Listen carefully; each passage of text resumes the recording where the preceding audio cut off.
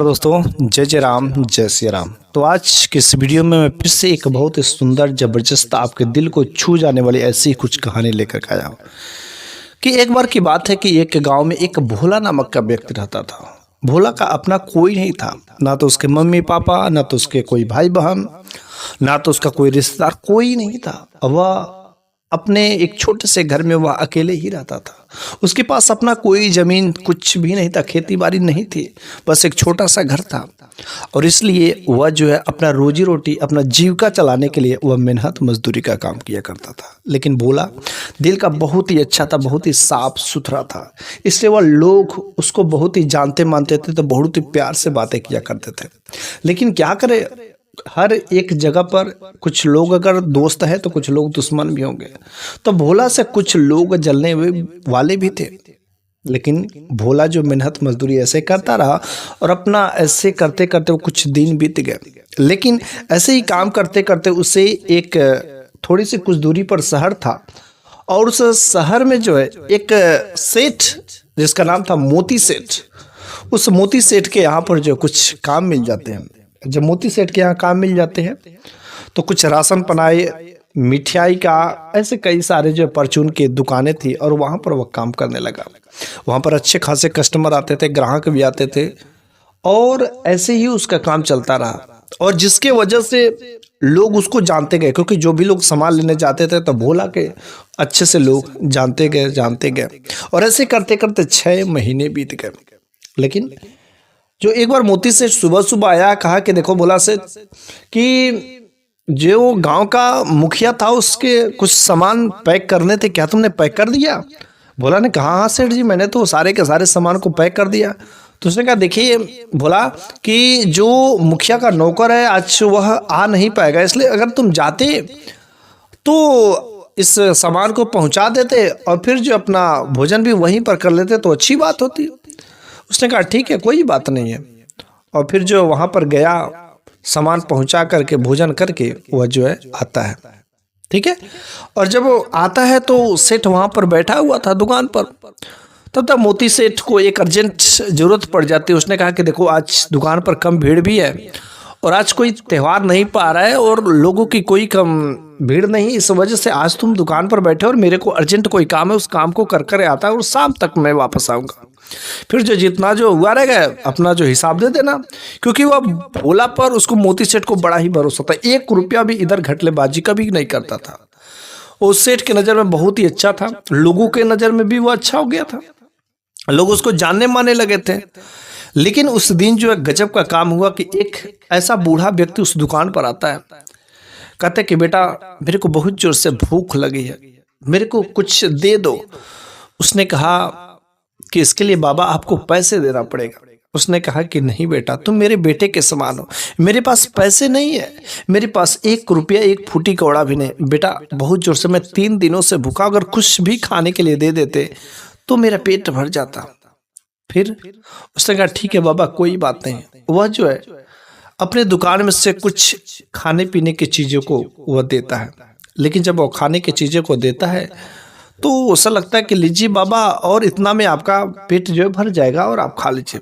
लेकिन जब वह सामान को देता है तो वह बूढ़ा जो है उस सामान को नहीं खाता है, उस चीज़ को खाता नहीं है, बल्कि वह ले करके जाना शुरू कर देता है।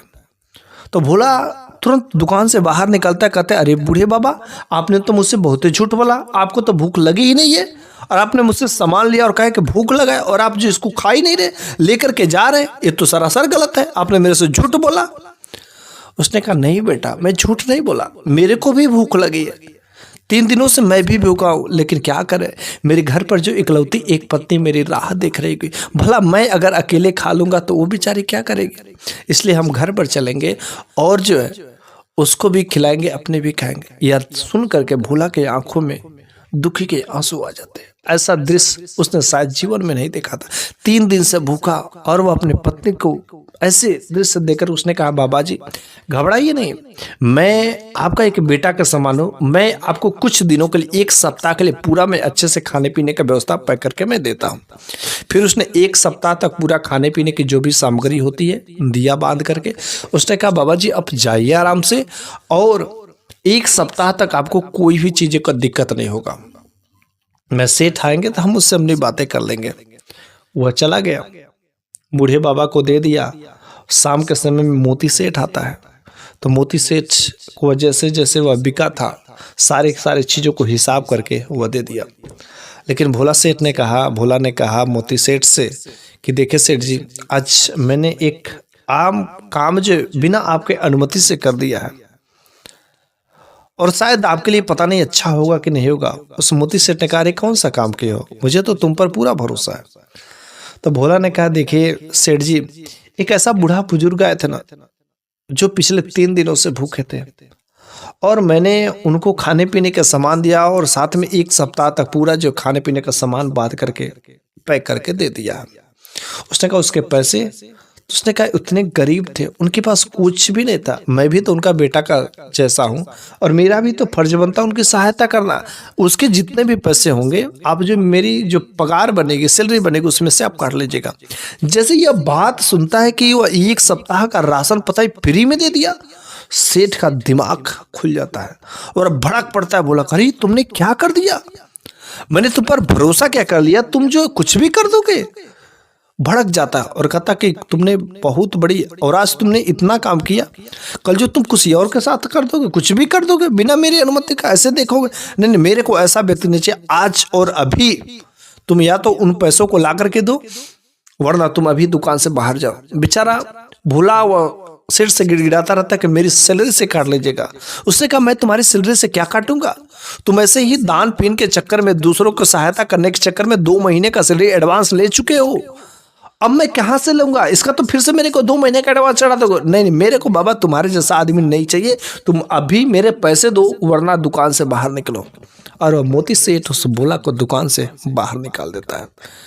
बेचारा जब वो भोला वहां से निकल जाता है ना, तो उस मोती सेठ के यहाँ जो भी लोग आते हैं, तो सबको वह बातें बताता है भोला के बारे में। तो कुछ लोग तो कहते हैं कि चलो ठीक है, अच्छा, लेकिन जो दुकानदार थे, जो व्यापारी लोग थे, उसने कहा, अरे यार, उसको तो काम पर रखने लायक नहीं है, वो किसी को फ्री में कुछ भी लुटा देगा। और ये बातें फैल गई, क्योंकि वह एक अच्छा खासा व्यक्ति, तो उसका दुकान ठीक ठाक चलती है, और ये बात जो आग के तरीके से फैली उस भोला के बारे में। अब वो भोला बेचारा जहां पर भी काम करने जाता, कोई अगर काम देता भी तो 1 दिन के बाद उसे निकाल देता था। जैसे उसके बारे में पता चल जाता कि वह लुटा देता है, वह दूसरों को ऐसे कर देता है, वैसे कर देता है। और इस व्यवहार की वजह से भोला को कोई अपने काम पर नहीं रखता था। ऐसे करते करते बेचारा 1 सप्ताह बीत गया, उसको कहीं पर कोई काम नहीं मिलता है। किसी तरीके से कहीं पर उसे मजबूर हो गया कि रोड पर भिक्षा मार करके अपना पेट भरना पड़ा। वो काम ढूंढता था, लेकिन काम नहीं मिलते थे। बेचारा बहुत ही परेशान हो गया, और घूमते घूमते जो है एक गांव में पहुंचता है। वहां पर जो है बेचारा एक पेड़ के नीचे बैठा हुआ था, काफी जोर से उसे भूख लगे थे। तब तक जो पीछे से एक बुजुर्ग ने बुलाने की आवाजें, बेटा इधर आओ तो। और जब वो लड़का उस बूढ़े बुजुर्ग के पास में गया, तो देखा, रही ये तो यही बूढ़े बुजुर्ग है जिसके वजह से आज मेरे को सेठ ने बाहर निकाल दिया।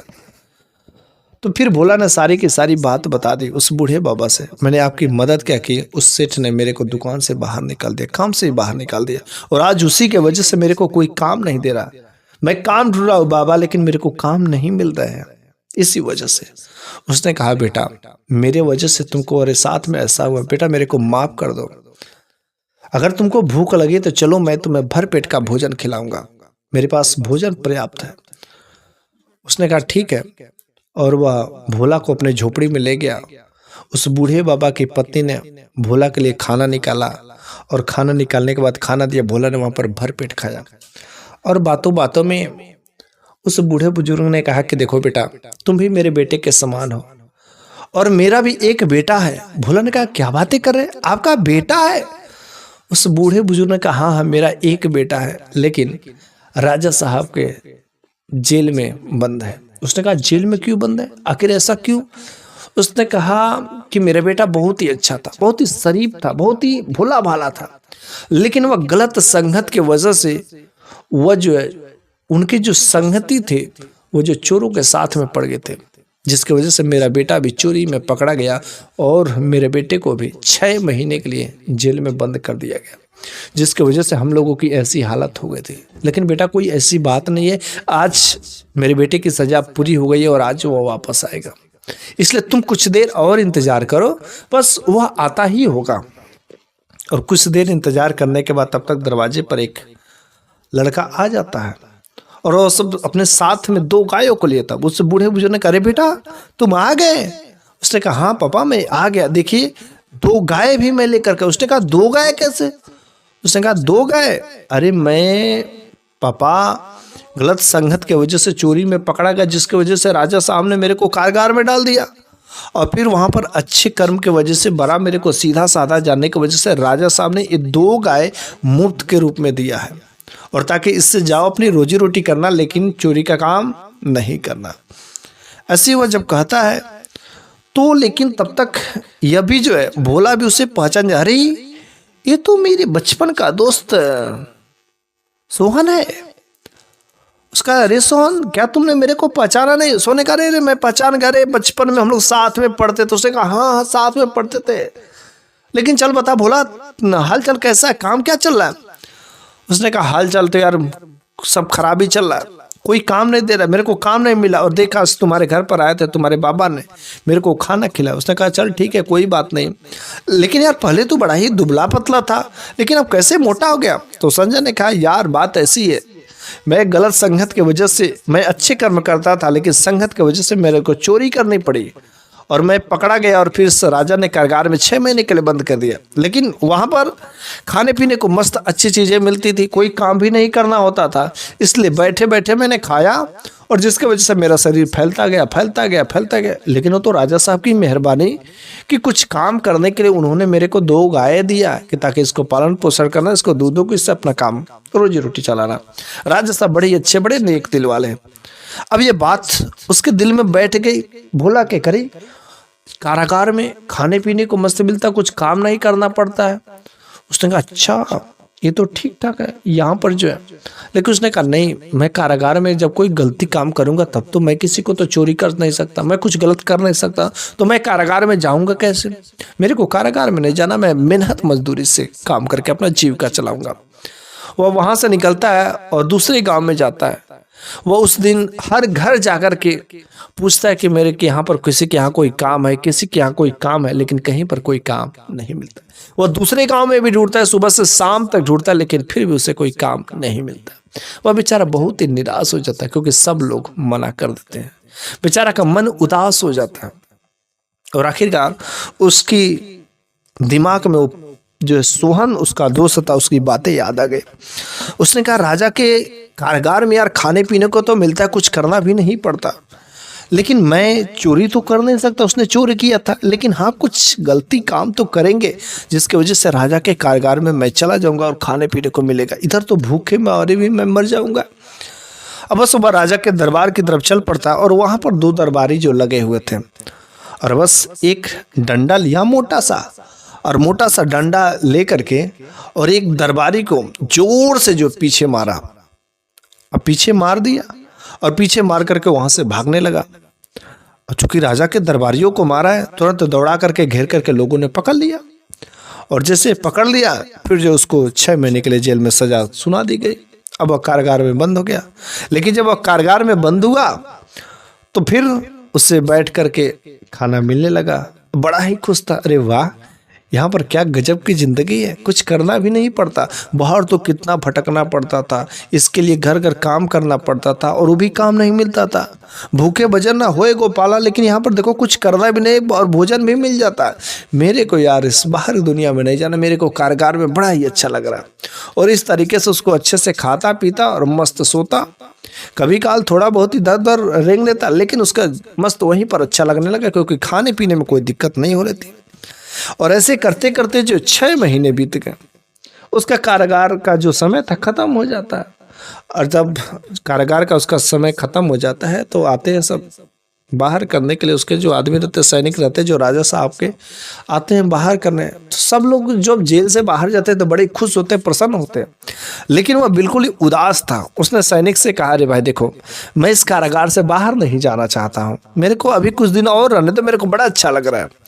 उसने कहा अरे तुम्हारे जैसा इंसान तो आज तक मैंने नहीं देखा। सब लोग चाहते कि कारागार से बाहर निकलो और तुम कहते हो कि मेरे को कारागार में रहना, तो कारागार में अच्छा है। उसने कहा हाँ तो क्या, मेरे को कारागार में रहना। उसने कहा नहीं मैं नहीं, अब तुम्हें और तुम्हारी सजा पूरी हो चुकी है और तुम्हें इस कारागार से बाहर जाना ही पड़ेगा। फिर बेचारा वहाँ से वह कारागार से बाहर निकल जाता है और जैसे कारागार से बाहर निकलता है तो एक दिन वह फिर से किसी गांव में जाता है और काम ढूंढता है ताकि कोई काम मिल जाए, लेकिन उस दिन भी उसे कोई काम नहीं मिलता है। फिर से उसे पहले वाला ही विचार आता है, इससे अच्छा तो जेल ही है, इससे अच्छा तो कारागार ही, वहाँ पर कम से कम खाने का तो मिलता है, भरपेट भोजन तो मिलता है, इधर बाहर की दुनिया में तो कुछ भी ना मिलता है। इससे अच्छा किसी न किसी बहाने से फिर से मेरे को लंबे दिनों तक कोई ऐसी सजा मिले ताकि मैं कारागार में रह सकूं, वहां पर भरपेट मेरे को भोजन तो मिलता है। उसने कहा अगर मैं फिर से अगर किसी का कुछ नुकसान किए, चोरी तो कर नहीं सकता, किसी दूसरे को नुकसान पहुंचा नहीं सकता, तो मैं क्या करूं कि मेरे को लंबा से लंबा सजा मिले। उसने दरबारियों से अनुमति मांग करके वह राज दरबार में अंदर गया, लेकिन जब वो अंदर गया तो राजा साहब ऊपर जो छत पर टहल रहे थे, तो उसने देखा राजा साहब छत पर टहल रहे थे। तुरंत उसके दिमाग में विचार आता कि राजा साहब को मैं पत्थर चला के मारूं तो बस मेरे को लंबी सजा मिलेगी। फिर जो है वह तुरंत एक पत्थर उठाता है और राजा साहब की तरफ फेंक देता है, लेकिन वह पत्थर राजा साहब को नहीं लगा। फिर से एक पत्थर और उठाता है, फिर वह राजा साहब को तरफ चलाता है, लेकिन वह फिर से वह पत्थर राजा साहब को नहीं लगा। राजा साहब तुरंत वहां से चिल्लाने लगे, अरे कौन है, देखो ना मूर्ख है, पागल है, अरे मेरे को मारा, मेरे को पत्थर चला, कहीं पागल तो नहीं है ना। फिर उनके दरबारियों ने उसको पकड़ लिया, दरबार में ले जाया गया राजा साहब के। तो राजा साहब के सामने जब उसको दरबार में ले गया तो उसने कहा अरे तुम मेरे को पत्थर क्यों मार रहे थे। तो तब तक सैनिक ही बोल पड़े, महाराज यही वो आदमी अभी तो 6 महीना सजा काट करके कल जेल से बाहर निकला और अभी फिर से दंडो करना शुरू कर दिया। उसने कहा महाराज देखिए, मैं सैनिक से आपसे बार बार से कहा कि मेरे को जेल से बाहर मत करो, जेल से बाहर मत करो, लेकिन ये मेरे को बाहर निकाल दिया। मेरे को जेल में बड़ा अच्छा लग रहा है, मजा आ रहा है, मैं जो जेल में ही रहना चाहता हूँ, कारागार मेरे के लिए बड़ा अच्छा। राजा साहब ने कहा तुम क्या बातें कर रहे हो, सब लोग चाहते कि कारागार से कब बाहर निकल जाए और तुम कह रहे हो कारागार की सजा काटना क्या इतना आसान है। उसने कहा हाँ महाराज क्यों नहीं, कारागार में सजा काटना कम से कम बहुत आसान है, क्योंकि उसमें अच्छे से खाने पीने को मिल जाता। और जब मैं राजा साहब एक बात मैं बताऊं कि जब मैं बाहर की दुनिया में गया तो काम ढूंढता, मेरे को कोई काम नहीं देता है, मेरे को खाने के लिए भी तरसना पड़ता है, भूखे हो रहता हूं 2-2 दिन। लेकिन जेल में राजा साहब एक टाइम भी मैं भूखा नहीं रहा। तो बताइए जेल में ही तो, कारागार में तो अच्छा है, बाहर। राजा साहब सच में बता रहा हूं ना, मैं ये सब काम करना ही नहीं चाहता। मेरे को लंबा समय तक लिए मैंने आपके ऊपर पत्थर चलाया है, लंबा समय तक आप मेरे को कारागार में डाल दीजिए। उसने कहा असल परेशानी तुम्हारी क्या है कि तुमको कोई काम नहीं मिल रहा, तुमको कोई काम नहीं देता है। उसने कहा हाँ महाराज बात तो यही है, मैं काम करता हूँ और लोगों की सहायता कर देता हूँ, जिसकी वजह से कुछ लोगों की बातें बुरी लग जाती है। उसने कहा देखो यहाँ पर किसी प्रकार की कोई दिक्कत नहीं है, अगर मैं क्या तुम्हें कुछ काम दूं तो करोगे। तो फिर उस भोला ने कहा महाराज अगर काम दे देते तो इससे बड़ी कृपा क्या होगी, आपका मैं जीवन भर एहसान रहूंगा। उसने कहा देखो मेरा जो फूलों का बगीचा है, तुम उस फूल का माली बन जाना, उस बगीचे का माली बन जा, फूलों की रखवाली करना, अच्छे से सिंचाई गुड़ाई करना और वहां पर आना, सभी तरीके से तुमको सब कुछ मिलेंगे, कुछ पैसे भी मिलेंगे और साथ में खाना पीना फ्री रहेगा। उसने कहा महाराज आप तो मेरे मुख का बात ही चल रही है, आप तो मेरे को इतना बड़ा पद भी दे दिए। उसने कहा हाँ मेरे को पता है कि तुम दिल के बुरे नहीं हो, तुम दिल के अच्छे हो और तुम इसलिए मेरे ऊपर पता चला क्योंकि कारागार में रह सके, क्योंकि तुमको कोई काम नहीं मिल रहा और तुमको खाने पीने में दिक्कत है, बाहर काम नहीं मिलता है। लेकिन आज से तुम मेरे इस फूलों के बागीचा का माली रहोगे, वहां पर निराई गुड़ाई करना, सिंचाई करना और फिर वहां पर अच्छे से रहना, तुमको अच्छे खासे मैं पैसे भी दूंगा। अब यह बात सुन करके वह राजा साहब के चरणों में गिर जाता, कहता कि महाराज आप धन्य है। वास्तव में मैंने अपने दोस्त सोहन के से बातें सुनी जो थी, वह सत्य है कि वास्तव में आप बहुत कृपालु हैं, बहुत दयालु और बहुत अच्छे महान राजा है। और आज वास्तव में मैंने भी देख लिया कि आपको जैसा अच्छा राजा तो दुनिया में ढूंढने पर भी नहीं मिलेगा। और इस तरीके से उसका भी जीवन सेट हो जाता है, राजा के यहाँ उसको काम मिल जाता है और उस भोला का भी जीव का अच्छे से चलने लगता है। लेकिन कुछ देर के बाद उस राज दरबार में भोला की शादी भी हुई। शादी होने के बाद उसका परिवार भी आ गया और राज दरबार में वह काम करता रहा और इस तरीके से उसका जीवन सुखमय हो जाता। मेरे प्यारे सभी दर्शकों, आज की यह कहानी आपको कैसी लगी है कमेंट बॉक्स में जरूर बताइएगा। अगले वीडियो में मैं फिर से कुछ ऐसी ही नई कहानी लेकर के अवश्य आऊँगा। तब तक के लिए धन्यवाद।